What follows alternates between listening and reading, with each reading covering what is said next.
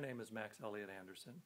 I'm sorry I can't be with you today to celebrate with Asher, but it might interest you to know that Asher's grandmother and my wife are sisters. I guess I prove the point that you're never too old to start writing, and Asher proves the point that you're never too young. I've been asked today to talk a little bit about the books that I write for kids. My books are action, adventures, and mysteries written for children 8 and up. Kids who read them tell me that reading one of my books is like being in an exciting movie. Here are the covers for the 9 books that are available right now. I come from a lifetime of film and video production. Many of the films that I've been involved in were for children. As young as 8 years old, I used to hang around the studio and watch as the director would work with the characters, listen to dialogue and timing, and see some of the action that was involved. In fact, when I was 8 years old, I was struck and killed by a hit-and-run driver. But because the movie that I was in was being shot in black and white, all the blood that came from my nose and my ears and my mouth was actually chocolate syrup. As my children were growing up, I used to tell them lots and lots of original stories. And I think the combination of the film background and those storytelling times really has helped to bring the same heart-pounding action and adventure to the books that I write. I don't use an outline. I do tell myself the story into a small recorder, almost as if I were telling another original story to my children. Those notes are then typed up and put away, but they give me the beginning, the middle, and the end of the story, so I don't ever experience writer's block.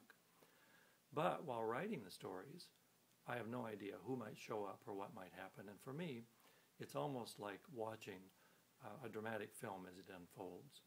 I like to have a lot of props around while I'm working, and while I was working on one book that took place in the Pacific Northwest in logging country, I wanted to have something to make me think of that.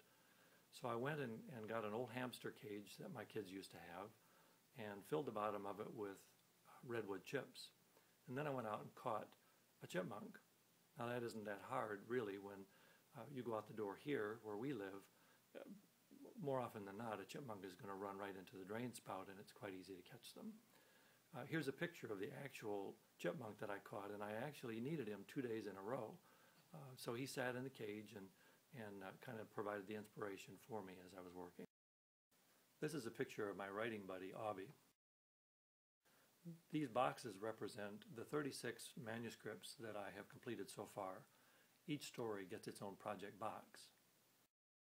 And this is what my writing room looks like.